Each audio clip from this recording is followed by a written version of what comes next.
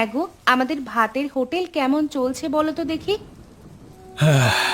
না গো, একা হাতে আর পেরে উঠছি না, আর খদ্দেরও তেমন একটা আসছে না। আসলে সামনে নিখিলদার হোটেল হওয়াতে তার সঙ্গে টক্কর দিতে পারছি না। তোমাকে টক্কর দিতে কে বলেছে শুনি? তুমি তোমার হোটেল তোমার মতো ব্যবসা করবে, তোমার খদ্দের দিয়ে তুমি খুশি করবে। কারো সাথে টক্কর দেওয়ার তো কোনো প্রয়োজন নেই। আমার হোটেলে কি বা পাওয়া যায় বলো? শুধু ভাত, ডাল, সবজি আর কিছু ভর্তা। এসব দিয়ে কি আর মানুষ থেকে ব্যবসা করা যায়? নিখিলদা তার হোটেলে কি ব্যবসা করে? অনেক রকমের খাবার পাওয়া যায়। ভাত, ডাল, ভর্তা তো বটেই, তার সাথে মাছ, মাংস ছাড়াও বিভিন্ন রকম খাবার দাবার পাওয়া যায়। এই কারণে আমার তুলনায় নিখিলদার হোটেলের খদ্দের বেশি হয়। তাহলে তুমি এমন কিছু করো যে খাবারটা নিখিলদার হোটেলে পাওয়া যায় না। কিন্তু কোন খাবারটা করলে যে খদ্দেররা আবার আমার দিকে আসবে, সেটাই তো আমি বুঝতে পারছি না। আচ্ছা শোনো না, আমাদের গ্রামে তো কোনো হোটেলে বিরিয়ানি পাওয়া যায় না। আমরা যদি বিরিয়ানি বিক্রি করি কেমন হবে? হ্যাঁ গিন্নি, কথাটা তুমি মন্দ বলনি। আমাদের গ্রামে এখনো পর্যন্ত কেউ বিরিয়ানির দোকান করেনি। অতএব আমরা যদি বিরিয়ানি করি, তাহলে সেটা একটা নতুনত্ব খাবার হবে। আমার বিশ্বাস মানুষেরা অনেক পছন্দ করবে। আসুন আসুন, খেয়ে যান, গরম গরম খাবার খেয়ে যান। কাজে যাওয়ার আগে সুলভ মূল্যে সুস্বাদু খাবার খেলে সারাদিন পেট ভর্তি থাকবে। ভাত, ডাল, মাছ, মাংস যা চাইবেন তাই পাবেন। আসুন আসুন, খেয়ে যান। সুমন, এদিকে একটু শুনে যা তো। হ্যাঁ বাবু, বলুন কি বলবেন। তা সুমন, আজকে খাবারের সাথে কালকের বেঁচে থাকা খাবারগুলো মিশিয়ে দিয়েছিস তো? সে আর বলতে বাবু, সে আপনি বলবার আগেই আমি করে ফেলেছি। হ্যাঁ, এই খদ্দেররা বাসি খাবার খাচ্ছে নাকি টাটকা খাবার খাচ্ছে সেটা কিছুতেই বুঝতে পারবে না। ঠিক আছে ঠিক আছে, এইভাবে চলতে থাকলেই আমাদের মুনাফা দ্বিগুণ হবে। কি ব্যাপার বল দেখি সুমন, আজকে গোপাল হোটেল বন্ধ করে রেখেছে কেন? হ্যাঁ, হোটেল বন্ধ না করে আর কি করবে বলুন? ওর যে মুনাফা একদম তলানিতে এসে ঠেকেছে। ওর হোটেলে যে আর বেশি খদ্দের যায় না। তাই নাকি? তাহলে তো ভালো কথা। এই গ্রামে শুধুমাত্র আমার একারই হোটেল রয়ে গেল। সমস্ত খদ্দের আমার কাছেই যেহেতু আসবে, সেহেতু আমি আরো বেশি বেশি খাবার তৈরি করতে পারবো। হ্যাঁ বাবু, আর যদি সেই খাবার বেঁচে যায় তাহলে সেগুলো পরের দিন আবার গরম করে বিক্রি করতে পারবো। খদ্দেররা না খেয়েও যেতে পারবে না, কারণ তাদের কাছে দ্বিতীয় কোনো বিকল্প নেই। হ্যাঁ বাবু, আপনি তাজা বলেছেন। এবার আমি যাই বাবু, কারোর কিছু লাগবে নাকি দেখি। ঠিক আছে, তুই এখন যা, কেমন? হ্যাঁ জমিদার বাবু, কালকে রাতের বৃষ্টিতে আমার কিছু সুস্বাদু খাবার খেতে ইচ্ছে করছিল। তাই নাকি?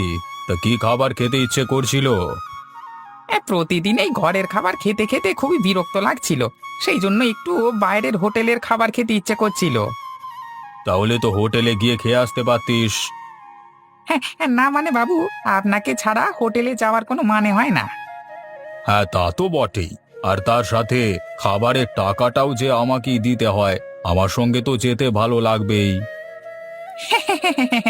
মানে বাবু, ওই আর কি। ঠিক আছে, তোর যখন এতই ইচ্ছে তখন চল না। আজ না হলে কালকে আমরা নিখিলের হোটেলে গিয়ে খেয়ে আসি।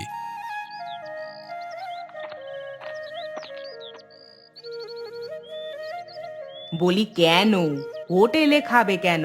বাড়ির খাবার কি মুখে রুচছে না নাকি? আমার হাতের রান্না কি এতই খারাপ? আরে শোনো গিন্নি, বিষয়টা কি হয়েছে? এই নগেনের নাকি বাড়ির খাবার খেতে খেতে খুবই অস্বস্তি লাগছিল। সেই জন্যই আর তুমি আমাকে শুধু শুধু ভুল বুঝছো। ও আচ্ছা, তাই বলো। তা নগেন, তোমরা শুধু একাই যাবে নাকি আমাকেও নিয়ে যাবে?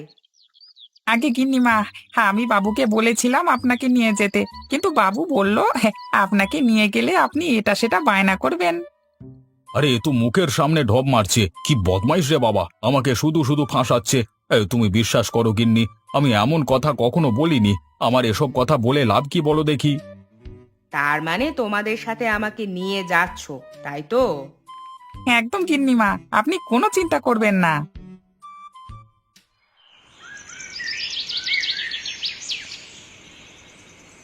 আমিও তোমার সাথে তোমার হোটেলে বিরিয়ানির দোকানে স্বাদ দেব। সেটা হলে তো খুবই ভালো হয় গিন্নি। দুজনে মিলে সারাদিন হোটেলে ব্যবসা করব আর রাত্রিবেলায় ঘরে ফিরে আসব। রান্নাটা তুমি করবে আর আমি খদ্দের সামলাবো। বিরিয়ানি বানানোর জন্য আজকে যে যে মশলাপাতি এবং চাল আনতে বললাম সেগুলো ঠিকঠাক ভাবে এনেছো তো? হ্যাঁ গিন্নি, একদম তুমি যেগুলো লিখে দিয়েছিলে সেগুলোই এনেছি। তা দোকানদার কি সব টাকা মিটিয়ে দিয়েছো নাকি কিছু ধার আছে? টাকা কিছু দিয়েছি আর বলেছি বাকি টাকা পয়সা পরে দেওয়া হবে। দোকানদার আমাকে চেনে। আর দোকানটাকে পরিষ্কার করবার প্রয়োজন আছে? ও আমি তোমার বলবার আগেই পরিষ্কার করে চলে এসেছি। বেশ, তাহলে তো ভালোই হলো। আমরা তাহলে আগামীকাল থেকেই আমাদের দাদা বৌদির বিরিয়ানির হোটেল খুলে ফেলি। বাহ, তুমি তো দেখছি আমাদের হোটেলের একটা নামও ঠিক করে ফেলেছো, দাদা বৌদির বিরিয়ানির হোটেল। বাহ, খুব সুন্দর তো নামখানা। শুধু বিরিয়ানি সুন্দর হলে হবে না, বিরিয়ানির দোকানের নামটাও বেশ মানানসই হতে হবে। তোমার মাথায় এত বুদ্ধি গিন্নি, আমি ভাবছি তোমাকে এতদিন আমার সহকারী করিনি কেন। গিন্নির কথা শুনে চললে তো উন্নতি করতে, তাই জন্যই এতদিন আমার কথা শোনোনি। না গিন্নি, এটা আমার খুব বড় ভুল হয়ে গেছে। এবার সমস্ত ভুল আমি শুধরে নেব। আসুন আসুন, খেয়ে যান খেয়ে যান, গরম গরম বিরিয়ানি খেয়ে যান, একদম সুলভ মূল্যে দারুণ স্বাদের বিরিয়ানি, না খেলে পস্তাবেন। আপনাদের গ্রামের একমাত্র বিরিয়ানির হোটেল, খেয়ে যান তাড়াতাড়ি খেয়ে যান।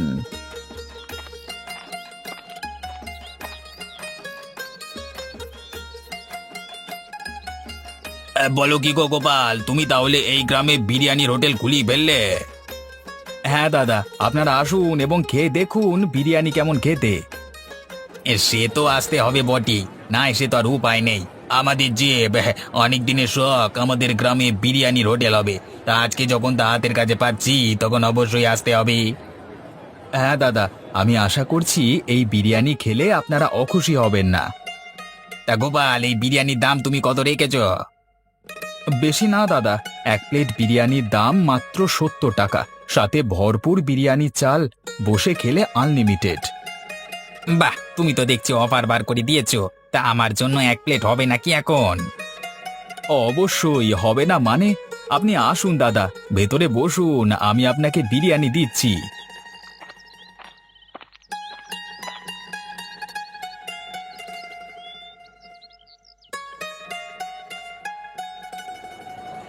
উম, আরে বাহ, এ তো দারুণ সুন্দর হয়েছে। তা কে রান্না করেছে এই বিরিয়ানি? হ্যাঁ, বিরিয়ানি রান্না করেছে আমার একমাত্র গিন্নি। মানে আমাদের লতা বৌদি? আরে বাবারে, লতা বৌদির হাতের বিরিয়ানি যে এত সুন্দর সেটা তো আমরা আগে জানতাম না। হ্যাঁ, গিন্নি আমার বরাবরই খুব সুন্দর রান্না করে, রান্না বান্নার দিক থেকে অনেক পটু। একটা কথা জিজ্ঞাসা করবো গোপাল, কিছু মনে করবে না তো? না না, মনে করবার কি আছে, আপনি বলুন না।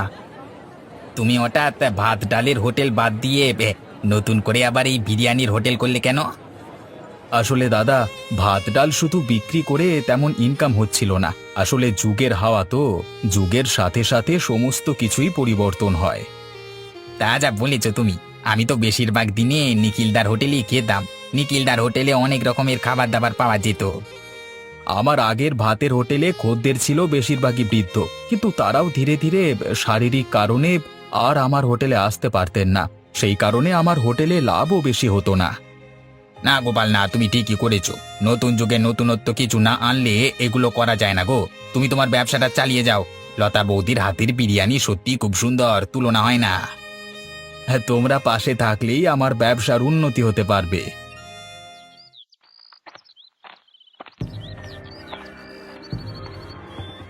আরে কি হলো সুমন, তুই হোটেল ছেড়ে এখানে কি করতে এসেছিস? কি হলো, কি ব্যাপার? বাবু, আপনি তাড়াতাড়ি চলুন, একটা ব্যাপার ঘটে গেছে। আপনি তাড়াতাড়ি চলুন বাবু। কেন, কি হলো আবার? আমাদের বাসি খাবার দাবারের কথা লোকজন জানতে পেরে গেল নাকি? না বাবু, এই কথা না বাড়িয়ে তাড়াতাড়ি চলুন।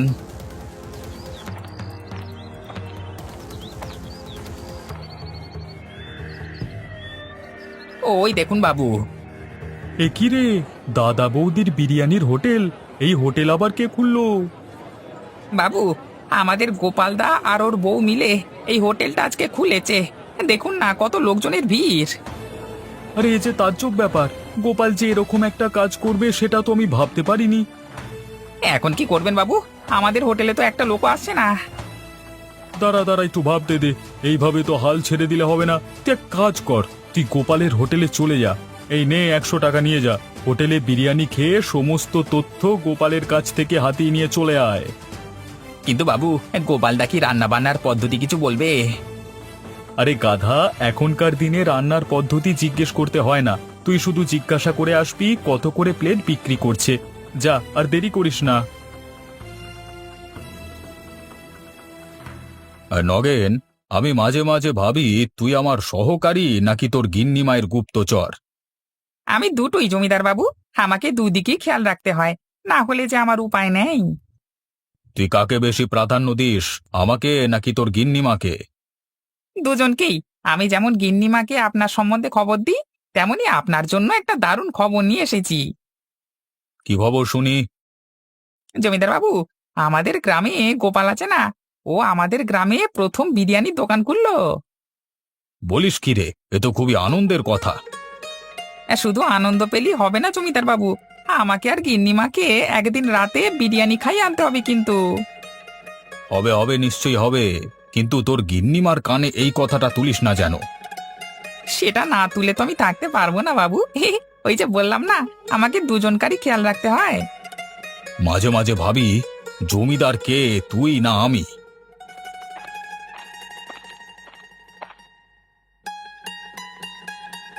কেন, আমার কানে কোনো খবর গেলে কি তোমার কোনো অসুবিধা হয়? না গিন্নি, সেটা বলিনি। তুমি যখন শুনিয়ে ফেলেছো তখন আর কি বলবো। আসলে তোমাকে একটা চমক দেওয়ার ইচ্ছে ছিল। হ্যাঁ, অত চমক দিতে হবে না। চমক দেওয়ার নাম করে আমাকে না নিয়ে তোমরা পালিয়ে যাবে। না গিন্নি, সেটা কি হতে পারে বলো? তাহলে আজকে রাতেই আমরা যাব বিরিয়ানি খেতে। আমি আর কোনো কথা শুনবো না। বেশ বেশ, তাই হবে গিন্নি।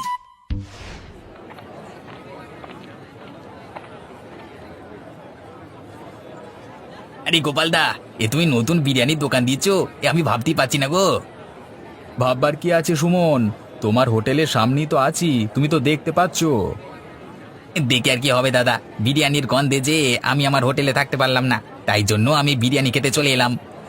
তাই নাকি? তাহলে এসো, বসে পড়ো। তা কত করে বিরিয়ানির প্লেট বিক্রি করছো দাদা?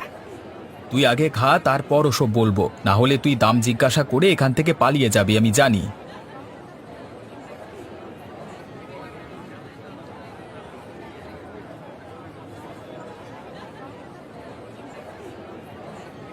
উফ, সেই স্বাদ, এ স্বাদের ভাগ হবে না। সত্যি দাদা, তুমি বিরিয়ানিটা খুব সুন্দর রান্না করেছো, একদম মন থেকে বলছি।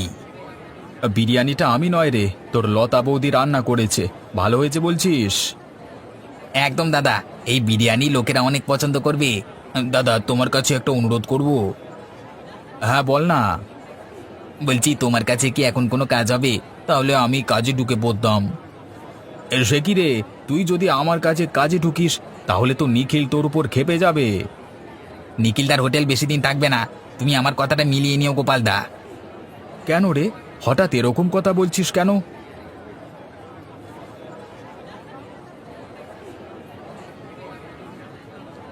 এসব আমাদের কি খাবার দেওয়া হয়েছে? সব খাবার যে গন্ধ ছাড়ছে। আপনি কি বলছেন দাদা, আজকের তাজা খাবার গন্ধ ছাড়ছে মানে? বিশ্বাস না হলে তুমি খেয়ে দেখো না বাপু। উনি ঠিকই বলেছেন দাদা, কালকের বাসি খাবারগুলো তুমি ওনাদেরকে খাওয়াচ্ছ। সেই কারণেই আমি বলছি যে সেদিন খেতে খাবারগুলো একটু গন্ধ গন্ধ লাগলো কেন। আমি ভাবলাম আমার বয়স হয়েছে বলে হয়তো বা আমার মুখের স্বাদটা চলে গেছে, কিন্তু আদতে দেখছি আমার সন্দেহটাই ঠিক। সত্যি কথা বলি দাদু, নিখিলদা একদমই ভালো মনের মানুষ নয়, ও শুধু নিজের ব্যবসাটাই বোঝে। তুই চুপ কর সুমন, তোর বড্ড বার বেড়েছে নয়, তোকে আমার হোটেল থেকে বের করে দেব। আমি আর তোমার হোটেলে কাজ করব না দাদা, আমি এই মুহূর্তে হোটেল থেকে বেরিয়ে যাচ্ছি। ছি ছি ছি ছি নিখিল, আমরা তোমার হোটেলের বহু পুরনো খদ্দের, তুমি আমাদের সাথে এমনটা করতে পারলে? আসলে ভুল করে চলে গেছে। ভুল করে যায়নি, তুমি ইচ্ছে করে করেছো। আমি তোমার হোটেলে আজকের পর থেকে আর আসবো না। আপনারা দয়া করে যাবেন না, তাহলে আমার ব্যবসাটা বন্ধ হয়ে যাবে। ওই ছোট ছেলেটা সত্যি কথা বলল বলে তুমি ওকে হোটেল থেকে বের করে দিলে। তোমার হোটেলে আর এক মুহূর্ত নয়।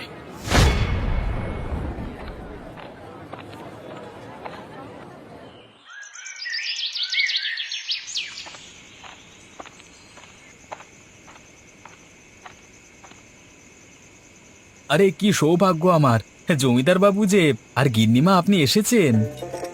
হ্যাঁ গোপাল, আমাদের এই নগেন জেদ ধরলো যে তুমি নাকি নতুন দাদা বৌদির বিরিয়ানির হোটেল খুলেছো, আর সেখানেই আমরা আজকে সপরিবারে খেতে যাব। তা সেই কারণেই এলাম গোপাল। তা বিরিয়ানি হবে তো? অবশ্যই জমিদার বাবু, আমি অনেক খুশি হয়েছি। আপনারা সকলে আসুন, এসে ভেতরে বসুন।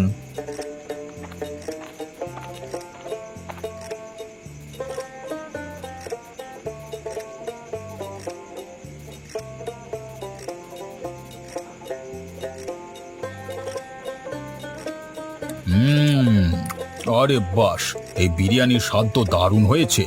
এত সুন্দর বিরিয়ানি আমি কেন, আমার গোটা পরিবার আগে খায়নি। তা যা বলেছেন জমিদার বাবু, সত্যি এত সুন্দর বিরিয়ানি কে রান্না করেছে গোপাল? আমার গিন্নি লতা এই বিরিয়ানি রান্না করেছে। আপনাদের সকলের পছন্দ হয়েছে শুনে আমি খুব খুশি হয়েছি।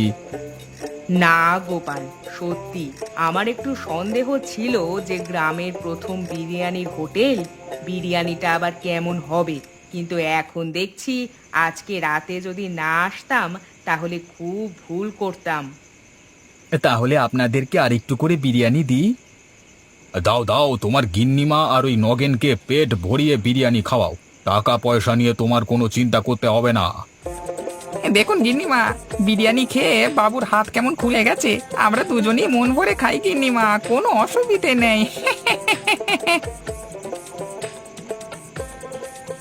হ্যাঁ গো গিন্নি, আজকে প্রথম দিনের বিরিয়ানির হোটেল তো একদম দারুণ বিক্রি হয়েছে। আমি তো তোমাকে আগেই বলেছিলাম, নতুন খাবার পেলে মানুষ সাদরে গ্রহণ করবে। হ্যাঁ গিন্নি, তুমি ভুল কথা বলো না। তা আজকে তোমার কত টাকা মুনাফা হলো আর কত প্লেট বিরিয়ানি বিক্রি হলো? আজকে সব মিলিয়ে প্রায় ১,৫০০ টাকার বিরিয়ানি বিক্রি হয়েছে। বাহ, এ তো দারুণ ব্যাপার। আরও একটা ব্যাপার আছে গিন্নি, মানুষের চাহিদা দিন দিন বাড়ছে, তারা আরও বিরিয়ানি খেতে চায়। তাহলে তো আমাকে দিনে 1 হাঁড়ির বেশি বিরিয়ানি রান্না করতে হবে। আমি কি একা এত পেরে উঠতে পারবো? কোনো চিন্তা করো না গিন্নি, আমি আজকেই আমার একজন সহকারী পেয়ে গেছি। তাই নাকি? হলে তো কোনো ব্যাপার নেই। হ্যাঁ গিন্নি, সামনের হোটেলে নিখিলদা আছে না, নিখিলদা তার খদ্দের দিকে পচা খাবার খাওয়াতো জানো। সে কি কথা, তোমরা কি করে ধরলে? আমাকে সুমন বলল, সুমন ওর দোকানে কাজ করতো তো, সেই আজ থেকে আমার কাছে কাজ করছে। তাহলে তো নিখিলদার আমাদের ওপর হিংসে হবে। হিংসা হলে আর কি করা যাবে বলো গিন্নি, আমাদের দাদা বৌদির বিরিয়ানির হোটেল আরো দূর এগিয়ে নিয়ে যেতে হবে, থেমে গেলে চলবে না। থেমে যাওয়ার কোনো প্রশ্নই ওঠে না। তুমি বললে বিশ্বাস করবে না, আমাদেরকে এতদিন পচা খাবার খাইয়ে এসেছে। দাদা দেখুন, আমি মানছি নিখিলদা ভুল করেছে, কিন্তু তাকে আরেকটি সুযোগ দেওয়া প্রয়োজন। ওকে সুযোগ দিলি ও খারাপ কাজটাই করবে। ঠিকই বলেছে, নিখিল 1 নম্বরের বাজে লোক।